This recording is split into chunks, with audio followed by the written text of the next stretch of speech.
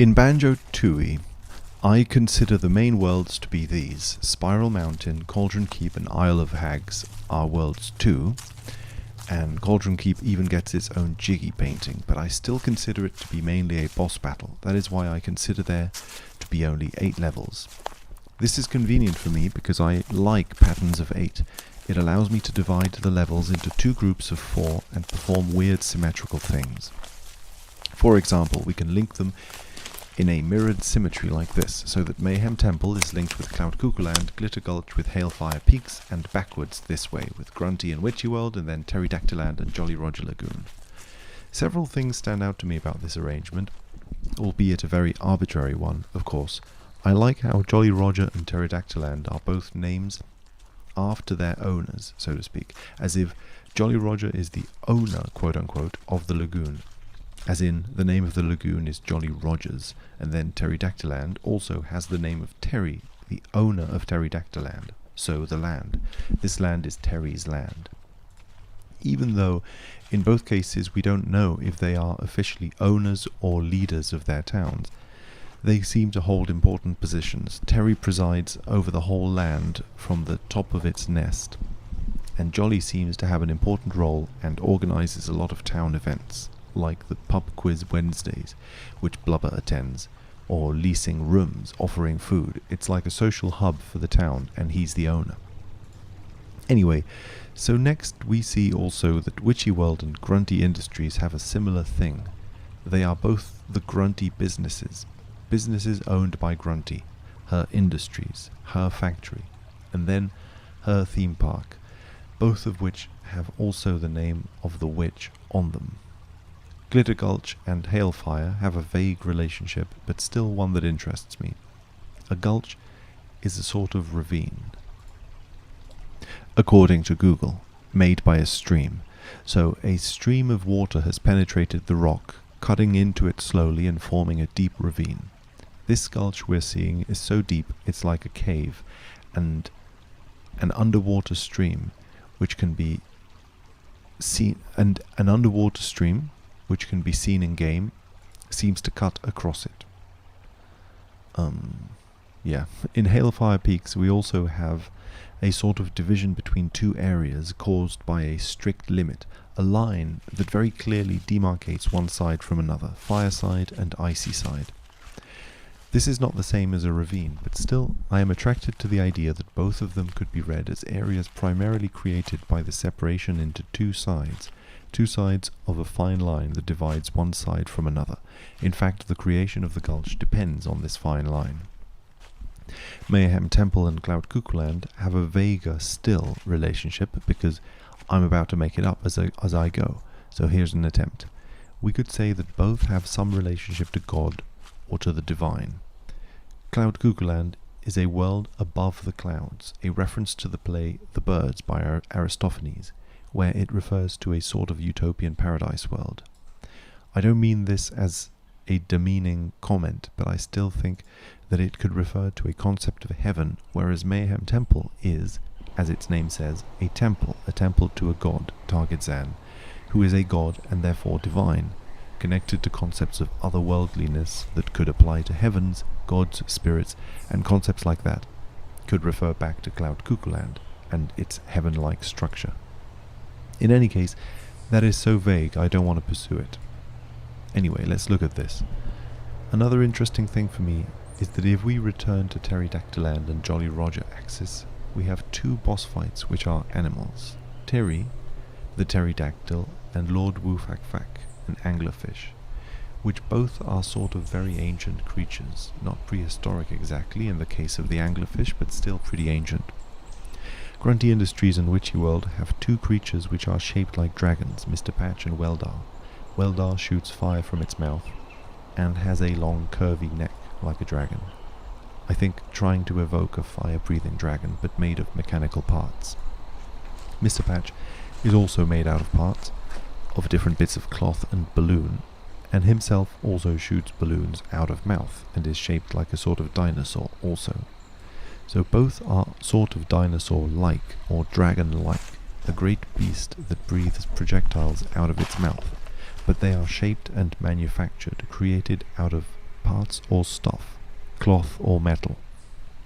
If we backtrack, we could also see Lord Wu-Fak-Fak and Terry as sort of beasts, not dragons exactly, but still beasts. Hailfire Peaks and Glitter Gulch Mine have Old King Cole as a boss, and the dragons Jilly Billy and Jilly Willy. One thing that jumps up to me here is that apart from real dinosaurs like Terry, or mechanical or cloth dinosaurs like the other two, these two are, you could say, real dragons in the fairy tale sense, the fairy tale magical dragons who fly.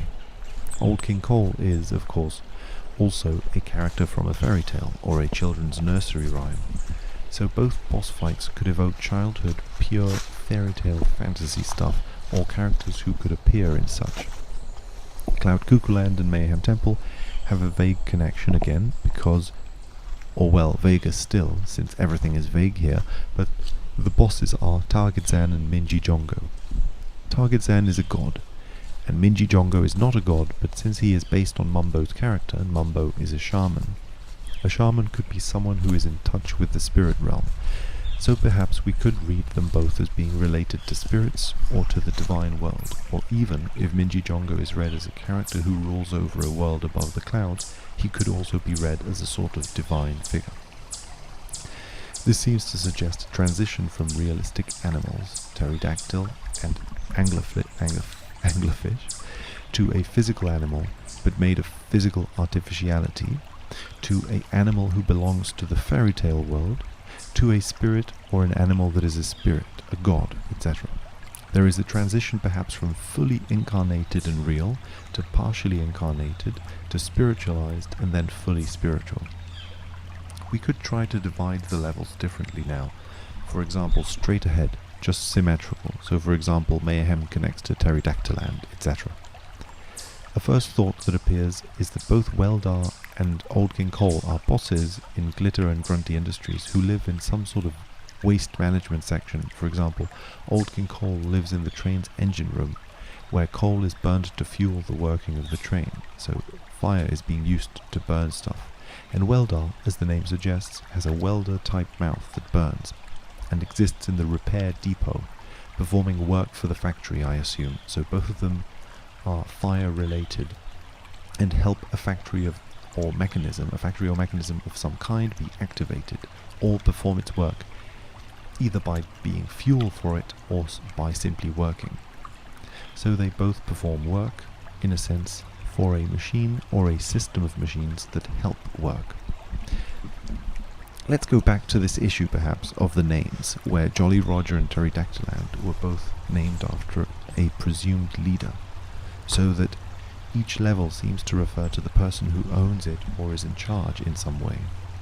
Jolly and Terry don't seem to get many complaints. You don't get the sense that, despite having their world named after them, they don't seem to be tyrants, or to rule the world. They don't seem to be tyrants, or to rule the world in a way that gets them enemies, or that makes people dislike them. They're simply influential, powerful people in their own worlds, you could say.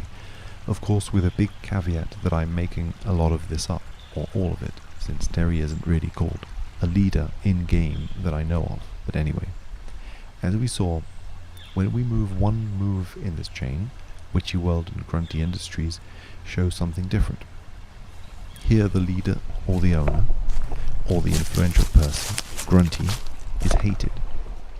She is hated by the people living in her conditions. She doesn't seem to be liked by the workers or by the fairground attendants, since they are regularly scammed, and the workers don't have very good work conditions. So she is a leader, but with an element of tyranny, or of maybe increase in power, more power over those below her than Jolly and Terry had, who seemed more like governors or socially important people for various social reasons. Glitter Gulch Mine, then, has another form of power present, since Old King Cole is explicitly a king, so we have a theme perhaps of even greater power than a CEO of a factory or of a theme park. A king is a power much more absolute, and even more a fairy tale king, who rules over the land perhaps in a fairy tale way, a sort of power that is infused with impossibility and magic, something beyond something beyond just plain material power. Targetzan, then, as we said, could be a god, which read in this way would be even more power than a king, than a CEO, than a community leader or tribes leader. So perhaps the increase in fantasy seen in the animals we saw, going from physical to spiritual, could link up here with power, and power read here as a sort of increase in power over a group of people, a sort of issue of governance. Of course, governance is strangely at the center of the game, since you are rescuing two people, the Jinjo King, who has been zapped by the beam of Grunty, who tries to steal his life, and Bottles. Bottles gets zapped into a spiritual angel, and Jinjo King gets transformed into a zombie, living dead, pure dead flesh that is still alive, I think making him even more a material being than he was before, just a pure lump of zapped flesh. So the king, the Jinjo King, who was so high in power and status, closer to the gods in medieval Europe readings of kinghoods, gets transformed into a material meatbag on death, whereas Bottles gets zapped into a little angel with a halo and wings, despite being simply a citizen of the land with no power over people, no power over others materially.